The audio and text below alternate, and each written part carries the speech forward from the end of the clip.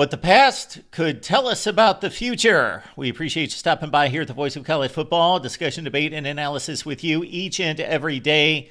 Please like the video and subscribe.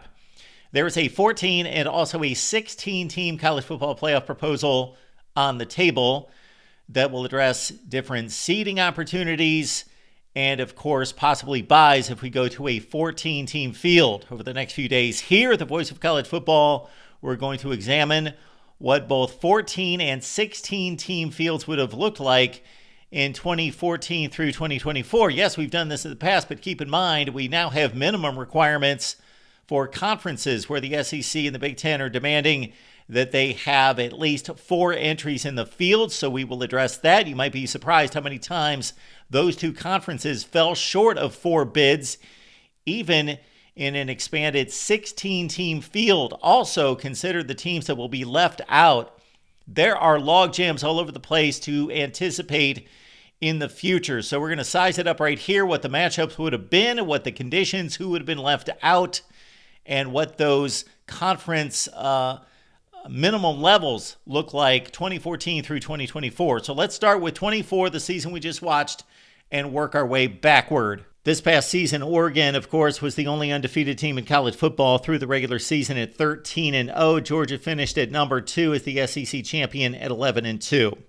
Unlike the other seasons we're going to go through, we see a spreading out of the conference champions down the rankings. This is unlike any other time because, of course, powers like Oklahoma, Texas moved to the SEC.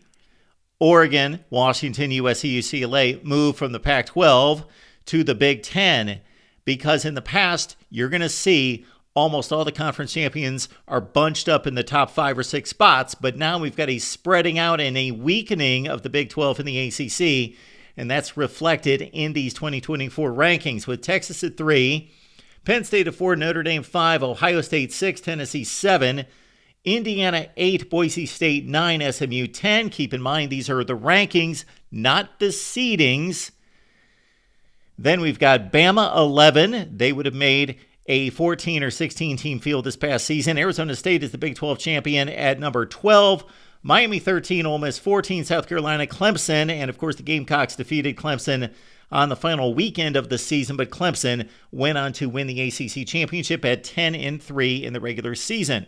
Look at how many teams would have been left out of a 16-team field that had similar qualifications. The teams that made it, BYU at 10-2, would have had a better record than Clemson, South Carolina, Ole Miss, and Bama. Iowa State right there at 10-3, and that third loss, of course, was in the conference championship game. Mizzou, Illinois, out of the 2 big conferences, the SEC and the Big Ten at 9-3. Also Syracuse and Colorado at 9-3. 6 teams with similar one-loss records, therefore similar resumes in many respects to teams that would have made a 16-team field. Again, the SEC and the Big Ten are proposing to have at least 4 entries into the playoff, and both of those requirements would have been met for those conferences in 2024 with the SEC with 6 bids, the Big Ten with 4, the ACC with 3, with Miami joining SMU and Clemson. The Big 12 would have just had 1, and the proposal on the table is a minimum of 2 for the ACC and the Big 12. So that would have jettisoned number 17 BYU, also number 18 Iowa State was right there, as a minimum qualifier out of the Big 12, even though they did not finish in the top 16 in the country.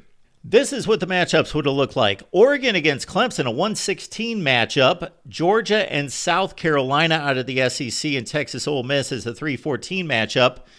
And I guess one benefit of the expanded leagues with less teams playing each other within a particular conference is that it makes it less likely that we're going to see rematches in the playoff. Georgia, South Carolina did not play in 2024. Neither did Texas and Ole Miss. Penn State, Miami, a rematch of the 1986 National Championship Fiesta Bowl game. Notre Dame is the 5 seed taking on Arizona State as the 12 seed. Ohio State, Bama, just about the ultimate power matchup there. Tennessee and SMU is a 7-10 game. Then Indiana and Boise State, a battle of the Cinderellas as the 8-9 game. This transition and change in the playoff era goes right along with our new book, Disputed National Champions, a 1990s historical reset. So we slice and dice each season of the 1990s, who got left out, who got screwed, was the vote valid, but also jettison all those seasons ahead into the BCS, the 4-team, the 12-team, and the 14-team proposed college football playoff era. Speaking of which, if we go to 14 teams, we'll have 2 byes. And in 2024, that would have been Oregon and Georgia as the SEC champion, ranked number 1 and number 2. We appreciate you stopping by here at the Voice of College Football. Keep in mind that the College Football Show comes your way every Monday through Friday, 4 p.m. Eastern Time. In the meantime, comments and questions down below. We will see you next with 2023 Reset.